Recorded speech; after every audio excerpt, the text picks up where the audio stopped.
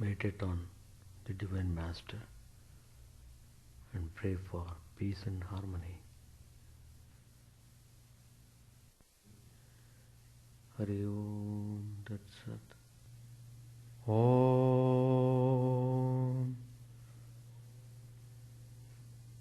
Stapakaya Jadamasya Sarvadharma Swarupine Stapakaya Jadamasya Sarvadharma Swarupine Avatara Varishtaya Ramakrishna Te Namah. Asato ma sadgamaya tamaso ma jyotirgamaya mrityorma mritangamaya. Om Shanti Shanti Shanti. Let us bow down to Sri Ramakrishna, the embodiment of all religions, the Supreme God Incarnate. Let us pray to Him to lead us from the unreal to the real, to lead us from the darkness of ignorance to the light of knowledge, to lead us from death to immortality.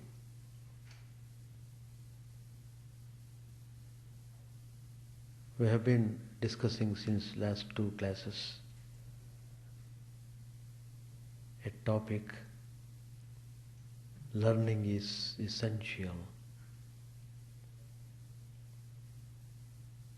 Sri Ramakrishna has himself stated, as long as I live, so long do I learn. So if we have that attitude of learning, then certainly you will have peace and happiness. You will not raise any complaints. You just reason out and try to learn through experience. We are not to worry about things happening.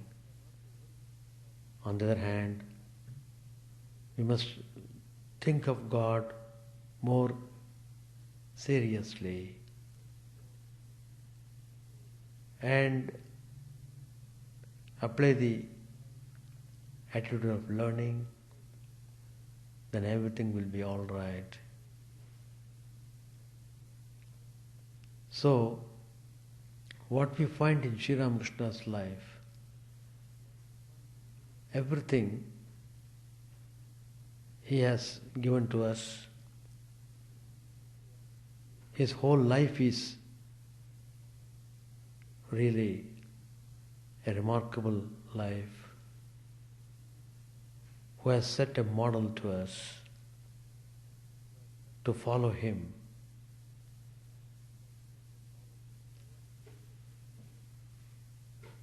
There was a maidservant by name Brinde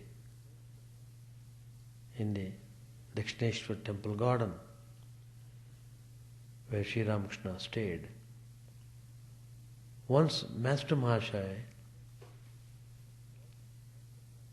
came there for the first time to see Sri Ramakrishna.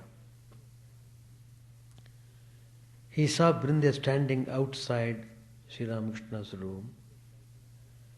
So Master Mahashaya asked her, "Well, I have come to see the holy man.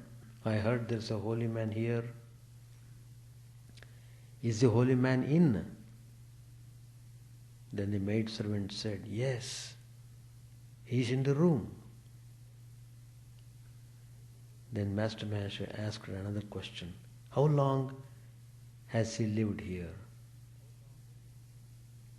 The maidservant answered, Oh, he has been here for a long time.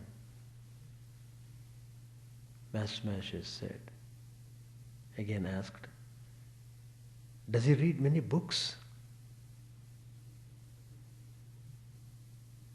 The maidservant said, books? Oh, no, they are all on his tongue. Master Mahesh had just finished his studies in college. It amazed him to hear that Sri Ramakrishna read no books. Master Mahesh said, perhaps it is time for his evening worship.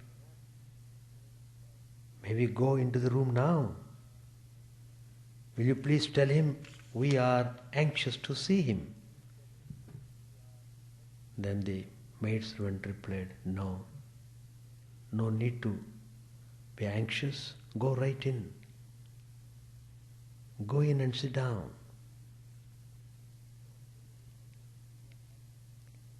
So, this is what happened at the Dakshineshwar temple. Now, what was it that enabled this maidservant to speak so heartily about Sri Ramakrishna's unlearned wisdom and to so very warmly encourage the earnest seekers of his company to approach him freely?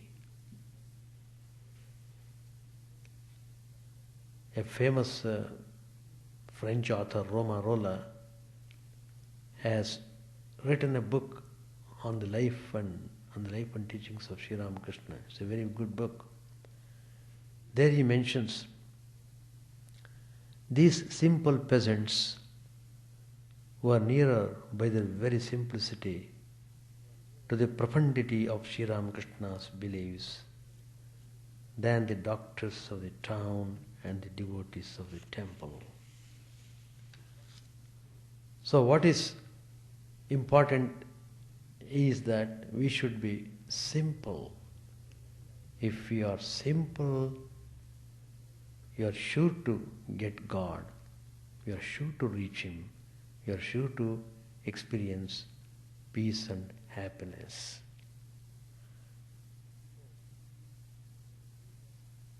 So,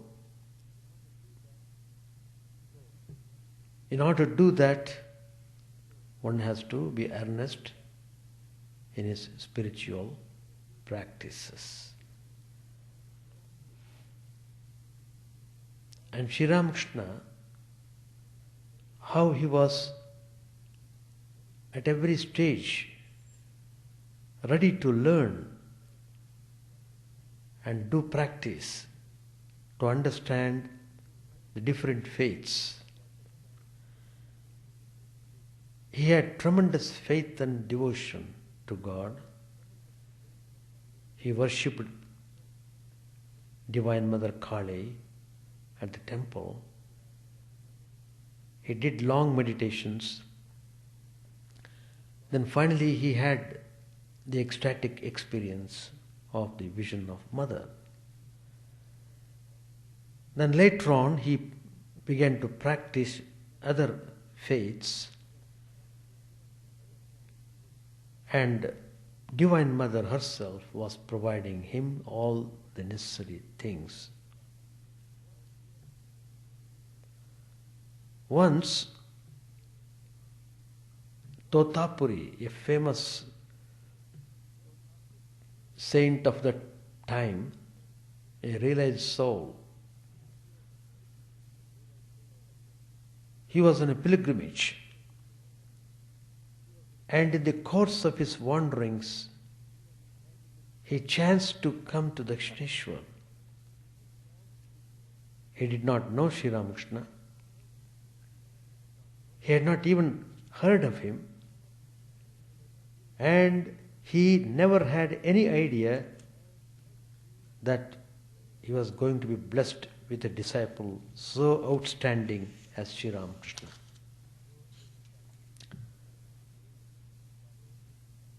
Totapuri came and he was stopping. He was standing at the main portico in front of the Kali temple. he saw Sri Ramakrishna dressed in an ordinary dhoti, sitting there in an abstracted mood.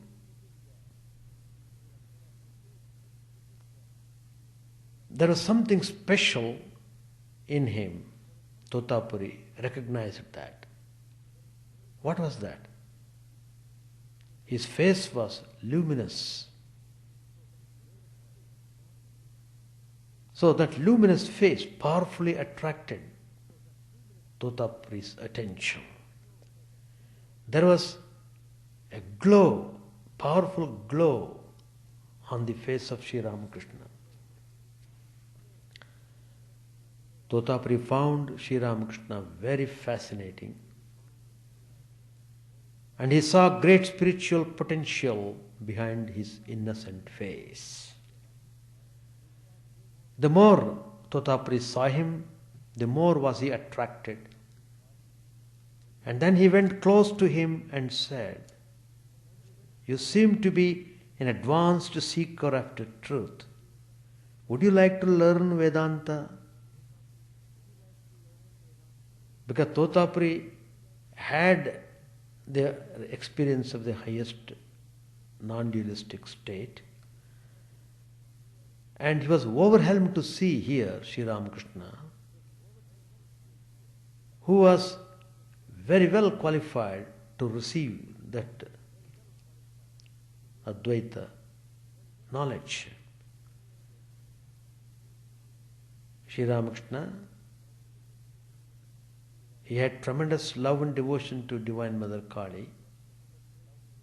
It was not simply a clay image in the temple, it was a living, conscious image. To him, it was Chinmaya Murti, not Mrinmaya Murti, full of consciousness. And Sri Ramakrishna would talk to her as he would talk to us. So he consulted the Divine Mother in the temple, and then he finally agreed to follow what Totapuri would instruct. And when everything was set, Totapuri initiated him into sannyas. And because he was extremely simple, free from ego, totally devoted to the Supreme Truth, Sri Ramakrishna could experience that highest state of Advaita in a very short time of just 3 days. He got the experience of the highest absolute truth. Whereas Totapuri himself had to do tremendous austerities for 40 years to experience that absolute truth. All this was an uncommon drama. The Guru volunteering to the disciple and offering to bless him with the highest state of realization, instead of the earnest disciple going about in quest of a Guru and surrendering himself to him. But the point we want to emphasize here is the recognition by Totapuri at sight of the worthiness of Sri Ramakrishna to scale the heights of Advaita sadhana. Totapuri had indeed the seer's eyes. There are still others who were almost as gifted as Totapuri was and had seen and divined Sri Ramakrishna. The best people of that period, one by one, came and met Sri Ramakrishna. They were amazed by the tremendous spiritual personality of Sri Ramakrishna. There was one Pandit Padmalochan, a great scholar, a great spiritual aspirant. He was practicing religion with all earnestness. He met Sri Ramakrishna. At that time, Sri Ramakrishna had already practiced Tantra Sadhana and he had achieved the result. This Padmalochan, because he was advanced in spiritual practices, he could, by seeing Sri Ramakrishna, he could make out what a great personality Sri Ramakrishna was. He said, I see in you divine power and manifestation. He felt immensely that Sri Ramakrishna was the mine of spiritual power and God is fully manifested in him.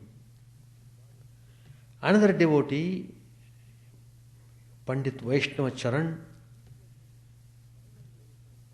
he came to see Sri Ramakrishna. When he came, Sri Ramakrishna had already practiced Vaishnava sadhana. The Pandit was overwhelmed by seeing Sri Ramakrishna. And spontaneously he composed a Sanskrit hymn and he sang in front of Sri Ramakrishna. When he sang the song, Sri Ramakrishna was in an abstracted spiritual mood and Vaishnava Charan was praising him as an incarnation of God. Another devotee, his name Pandit Gauri. They were all very famous at that time.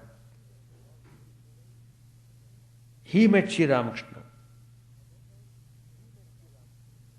At that time, Sri Ramakrishna had almost finished his all spiritual practices. And Sri Ramakrishna was endowed with divine splendor. Gauri saw Sri Ramakrishna and said, well, I see tangibly realized in you all the high spiritual states recorded in the scriptures I have read. Whatever I have seen, the characteristics of an experienced realized soul, all those characteristics are fully manifested in you. And he was feeling tremendous joy by seeing such a person. He said further, I find in you the manifestation of such exalted states as are not mentioned in the Shastras. Your state has far transcended those mentioned in the Vedas, Vedantas and the Shastras. And he said, you are not a mortal being. The reality to which incarnations owe their origin is there in you. All these were incontrovertible judgments of persons who knew what they were saying. It's not they're praising Sri Ramakrishna. They felt tremendous spiritual power in Sri Ramakrishna. Thus we find genius capable of discovering greatness at a glance. If you study Sri Ramakrishna's life and if you read Gospel of Sri Ramakrishna, you find how many types of devotees would come and talk to him, would take counsel from him. He would understand their problems immediately and would give most human and practical solutions. Sri Ramakrishna's approach to problems and reaction to happenings were singularly unlike those of the common run of mankind. And his approach was in every case the right one, and his reaction the wholesome one. Sri Ramakrishna had a super sense which helped him to go straight into the heart of a matter, whereas others stopped at the surface and judged from externals. His conclusions were refreshingly original, resulting from spiritual insight, unaffected by prejudice or partial vision. There is an incident illustrative of this character of Sri Ramakrishna. On a certain occasion, the priest in the temple was carrying Lord Govinda's image. While he was carrying it, taking to another place, he just slipped and fell down. Thereby, one of the legs of the image was broken. There was a terrible confusion. All people were panic-stricken. What had happened? And now what's to be done? Whether the worship could be done to that broken image, or should it be discarded? The general tradition, convention was that broken image could not be worshipped and it should be discarded. That was what tradition and books tell about it. They were all in great puzzle. Finally, the problem was referred to Sri Ramakrishna.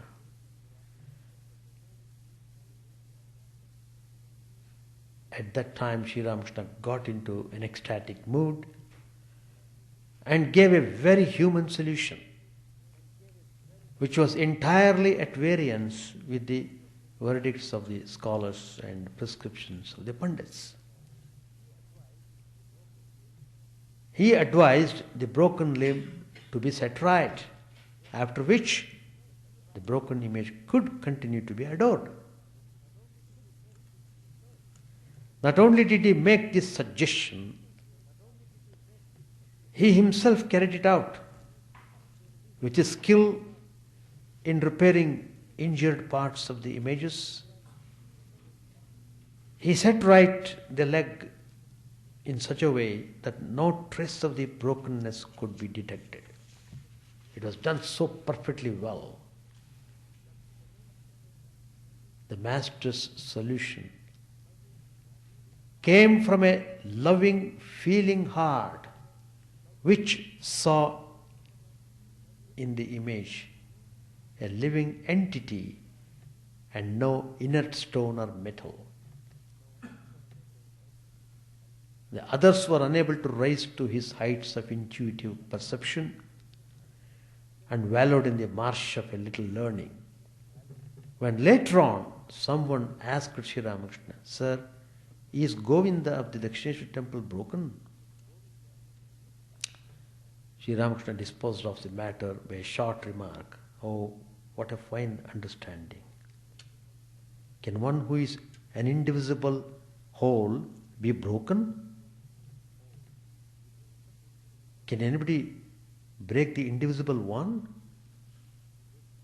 The whole universe is that one consciousness. Nobody can divide it. It is undivided consciousness. Nobody can break it."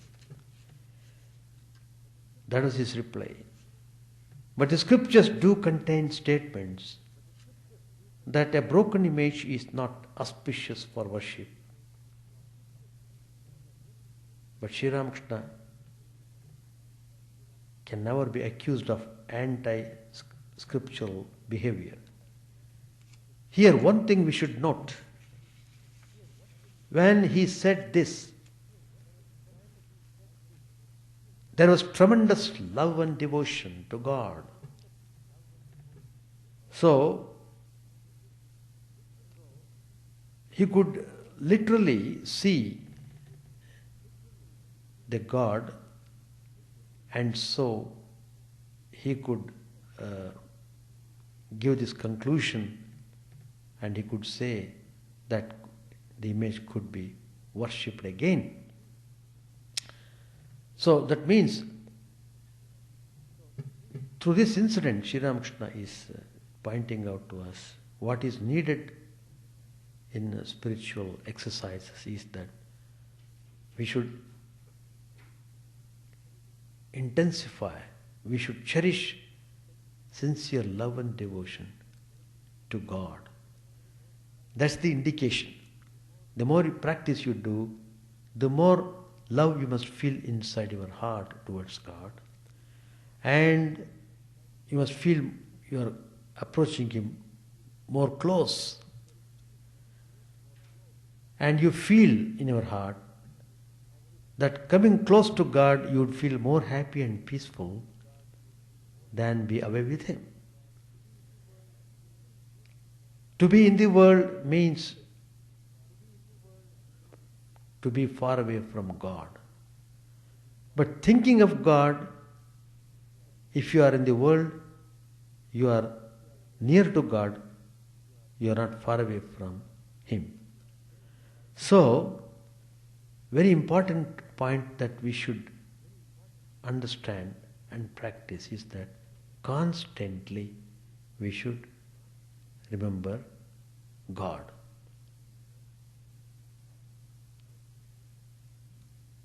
Constantly we should remember. So that is the point which Sri Ramakrishna has said repeatedly, that every day, every moment, keep thinking of God, then everything will be all right. All the impurities are washed away, devotion is increased, and you come close to God, and then you will realize Him. Page 688. God sports through man as well. Sri Ramakrishna said, I see man as the embodiment of Narayan. As fire is kindled when you rub two pieces of wood together, so God can be seen in man if you have intense devotion. If there is suitable bait, big fish like carp gulp it down at once. When one is intoxicated with prema, one sees God in all beings. The gopis saw Krishna in everything. To them the whole world was filled with Krishna. They said that they themselves were Krishna. They were then in a God-intoxicated state. Looking at the trees, they said, these are hermits absorbed in meditation on Krishna. Looking at the grass, they said, the hair of the earth is standing on end at the touch of Krishna. Devotion to the husband is also a dharma. The husband is God. Why shouldn't it be so? If God can be worshipped through an image, why not also through a living man? But three things are necessary in order to feel the presence of God in an image. First, the devotion of the priest. Second, a beautiful image. And third, the devotion of the householder. Vaishnavacharan once said that in the end the mind of the devotee is absorbed in the human manifestation of God. But you must remember one thing, one cannot see God sporting as man unless one has had the vision of Him. Do you know the sign of one who has God vision? Such a man acquires the nature of a child. Why a child? Because God is like a child. So he who sees God becomes like a child. God vision is necessary.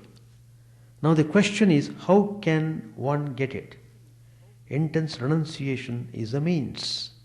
A man should have such intense yearning for God that he can say, O Father of the universe, am I outside your universe? Won't you be kind to me, you wretch? You partake of the nature of him on whom you meditate. By worshipping Shiva, you acquire the nature of Shiva. A devotee of Rama meditated on Hanuman day and night. He used to think he had become Hanuman. In the end, he was firmly convinced that he had even grown a little tail. Jnana is the characteristic of Shiva. Bhakti of Vishnu. One who partakes of Shiva's nature becomes a Jnani, and one who partakes of Vishnu's nature becomes a Bhakta. Master asked, but what about Chaitanya Deva? You said he had both knowledge and devotion. Sri Ramakrishna said sharply, his case was different. He was an incarnation of God. There's a great difference between him and an ordinary man. The fire of Chaitanya's renunciation was so great that when Sarvabhauma poured sugar on his tongue, instead of melting, it evaporated into air. He was always absorbed in samadhi. How great was his conquest of lust! To compare him with a man, a lion eats meat and yet it mates only once in 12 years. But a sparrow eats grain and it indulges in sex life day and night. Such is the difference between a divine incarnation and an ordinary human being. An ordinary man renounces lust, but once in a while he forgets his woe. He cannot control himself. To Master Mahasaya, Sri Ramakrishna said, he who has realized God looks on man as a mere worm. One cannot succeed in religious life if one has shame, hatred or fear. These are fetters. Haven't you heard of the 8 fetters? How can one who is eternally perfect be afraid of the whole of the world? He knows how to play his game. An eternally perfect soul can even lead a worldly life if he desires. There are people who can fence with 2 swords at the same time. They are such expert fencers that if stones are thrown at them, the stones hit the swords and come back. A devotee asked, Sir, how can one see God? Sri Ramakrishna replied, can you ever see God if you do not direct your whole mind toward Him? The Bhagavad speaks about Shukadev. When he walked about, he looked like a soldier with fixed bayonet. His gaze did not wander.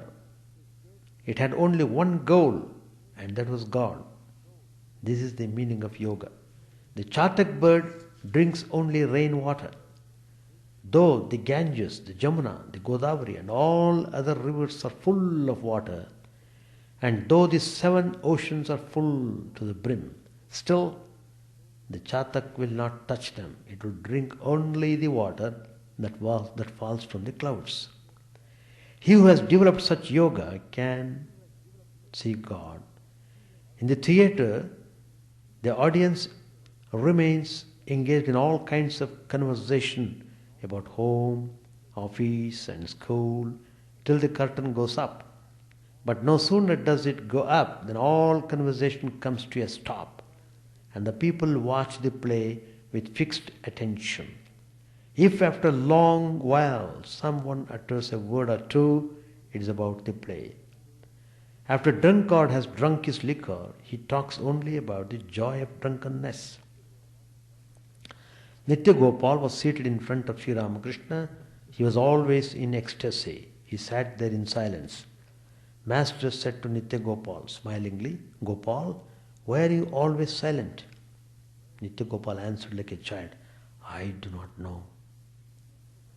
Master said, I understand why you don't say anything. Perhaps you are afraid of committing a transgression. You are right. Jaya and Vijaya were gatekeepers for Narayan. They refused Sanaka, Sanatana and other rishis admission into the palace. For this transgression, Jaya and Vijaya had to be born 3 times on earth. Again, there is the instance of Sri Dama. He was Viraja's gatekeeper in Goloka. Sri Krishna was in Viraja's house. Radhika went there to surprise Krishna and wanted to enter the house. Sri Dama would not admit her, and so Radhika cursed him to be born as a demon on earth. But Sri Dama too cursed her. But there is one thing you should remember. When a boy walks holding his father's hand, he may fall into the gutter. But what has he to fear if the father holds him by the hand? The story of Sri Dama is narrated in the Brahma Vivarta Purana. Kedar, who was a government official, had been living at Dhaka for some time. He had been transferred there from Calcutta. He was a devotee of Sri Ramakrishna and had gathered together at Dhaka many devotees who came to him regularly for spiritual instruction. As one should not come empty-handed to a religious man, the devotees would bring Kedar, sweets and other offerings. We shall stop here. Any question to ask? Do you have any question? All right, we shall stop. Chant the name of the Lord and His glory unceasingly, that the mirror of the heart may be wiped clean and quench that mighty forest fire, worldly lust raging furiously within. O name, stream down in moonlight on the lotus heart, opening its cup to knowledge of thyself. O self, drowned deep in the waves of His bliss, tasting His nectar at every step, bathing in His name, that bath for weary souls. Various are thy names, O Lord, in each and every name thy power resides. No times are set, no rites are needful for chanting of thy name. So vast is thy mercy, how huge then is my wretchedness, who find in this empty life and heart no devotion to thy name. O my mind, be humbler than a blade of grass. Be patient and forbearing like a tree. Take no honor to thyself, give honor to all. Chant unceasingly the name of the Lord. O Lord and soul of the universe, mine is no prayer for wealth or retinue. The playthings of lust or the toys of fame, as many times as I may be reborn, grant me, O Lord, a steadfast love for thee. A drowning man in this world's fearful ocean is thy servant, O sweet one. In thy mercy, consider him as dust beneath thy feet. Ah, how I long for the day when instant separation from thee, O Lord, will be as 1,000 years, when my heart burns away with its desire, and the world without thee is a heartless void. Prostrate at thy feet let me be, in unwavering devotion, neither imploring the embrace of thine arms, nor bewailing the withdrawal of thy presence, though it tears my soul asunder. O thou who stealest the hearts of thy devotees, do with me what thou wilt, for thou art my heart's beloved, thou and thou alone. O Lord, lead us from the unreal to the real, lead us from darkness to light, and lead us from death to immortality. May all be free from dangers, may all realize what is good, may all be actuated by noble thoughts, may all rejoice everywhere. May all be happy. May all be free from disease. May all realize what is good. May none be subject to misery. May the wicked become virtuous. May the virtuous die in tranquility. May the tranquil be free from bonds. May the freed make others free. May good betide all people. May the sovereign righteously rule the earth. May all beings ever attain what is good. May the worlds be prosperous and happy. May the clouds pour rain in time. May the earth be blessed with crops. May all countries be freed from calamity. May holy men live without fear. May the Lord, the destroyer of sins, the presiding deity of all sacred works be satisfied. For he being pleased, the whole universe becomes pleased. He being satisfied, the whole universe feels satisfied.